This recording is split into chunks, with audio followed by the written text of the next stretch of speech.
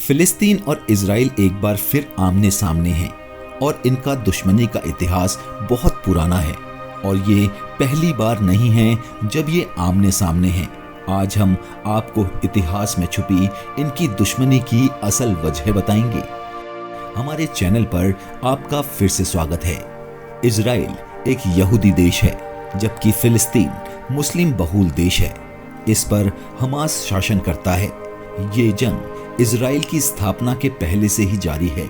फिलिस्तीन और कई मुस्लिम देश इजराइल को यहूदी राज्य के रूप में मानने से इनकार करते हैं। वहीं इजराइल और फिलिस्तीन दोनों ही देश यरूशलेम को अपनी राजधानी मानते हैं। इन दोनों देशों के बीच सदियों से गाजा और यरूशलेम पर कब्जे की लड़ाई जारी है। भले ही दुश्मनी की तलवारें इस्लामिक उदय के साथ खिंच गई हों, लेकिन असली विवाद तब शुरू हुआ जब ओटोमन साम्राज्य खत्म हो रहा था। पहला वर्ल्ड वॉर खत्म होने के बाद ओटोमन साम्राज्य की हार हो चुकी थी। वहीं इतिहासकारों का कहना है कि पहले विश्व युद्ध के बाद मिडिल ईस्ट की पूरी तस्वीर बदल गई। युद्ध के बाद लोगों में राष्ट्रवाद की एक भावना पनपने लगी। विश्व युद्ध के बाद यह पूरा इलाका ब्रिटेन के हिस्से में आ गया। लेकिन जब यहूदियों ने स्वतंत्र देश की मांग की तो जोरों की मांग ये भी उठी कि यरूशलेम में यहूदियों के लिए एक जगह का निर्माण किया जाए जिसे यहूदी सिर्फ अपना ही घर कहें। यरूशलेम इजराइलियों और फिलिस्तीनियों का पवित्र शहर है। यरूशलेम इजराइल अरब तनाव में सबसे विवादित मुद्दा भी रहा है। ये शहर इस्लाम, यहूदी और ईसाई धर्मों में बेहद अहम स्थान रखता है। पैगंबर इब्राहिम को अपने इतिहास से जोड़ने वाले ये तीनों ही धर्म यरूशलेम को अपना पवित्र स्थान मानते हैं। यही वजह है कि सदियों से मुसलमानों, यहूदियों और ईसाइयों के दिल में इस शहर का नाम बसता रहा है। दूसरे विश्व युद्ध के बाद संयुक्त राष्ट्र ने एक प्रस्ताव लाकर दोनों ही देशों को अलग किया, जिसके बाद इजराइल पहली बार दुनिया के वजूद में आया। सन 1947 में संयुक्त राष्ट्र ने एक प्रस्ताव पारित किया जिसका मूल रूप बंटवारे को लेकर था। ब्रिटिश राज वाले इस इलाकों को दो भागों में बांट दिया गया। इसमें एक अरब इलाका और दूसरा यहूदियों का इलाका माना गया। जहां यहूदियों की संख्या ज्यादा थी, इसको इजराइल दिया जाएगा। वहीं जहां अरब बहुसंख्यक हैं, उन्हें फिलिस्तीन दिया जाएगा। तीसरा था यरूशलेम। इसे लेकर काफी मतभेद थे।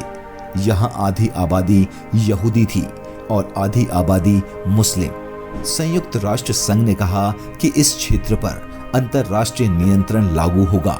14 मई 1948 को संयुक्त राष्ट्र और दुनिया की नजर में पहली बार इजराइल का जन्म हुआ।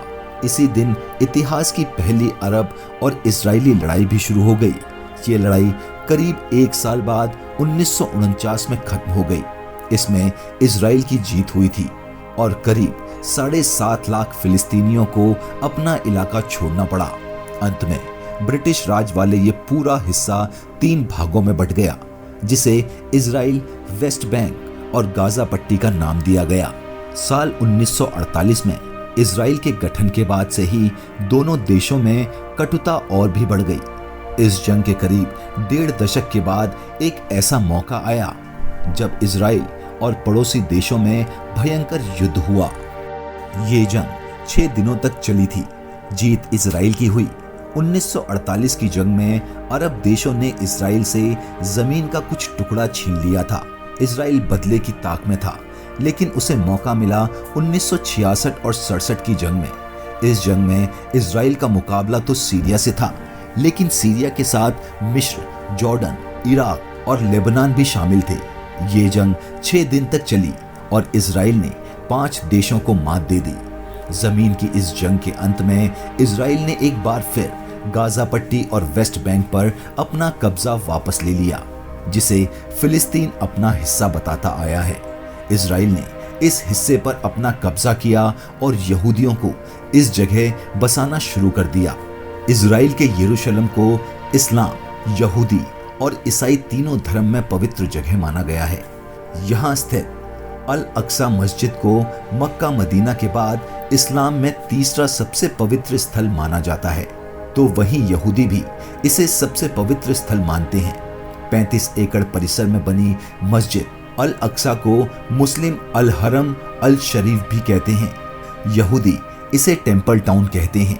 वहीं ईसाइयों का मानना है कि ये वही जगह है जहां ईसा मसीह को सूली पर चढ़ाया गया और यहीं वे अवतरित हुए। यहाँ church the church of the holy sepulchre है। ईसा मसीह का मकबरा इसी के भीतर है। यहूदियों के लिए सबसे पवित्र स्थल डोम ऑफ द रॉक इसी जगह स्थित है, लेकिन पैगंबर मोहम्मद से जुड़े होने के कारण डोम ऑफ द रॉक में मुस्लिम भी आस्था रखते हैं। इस जगह को लेकर वर्षों से यहूदियों और फिलिस्तीनियों के बीच विवाद है। अगर आपको हमारा वीडियो पसंद आया हो तो प्लीज लाइक और सब्सक्राइब जरूर करें।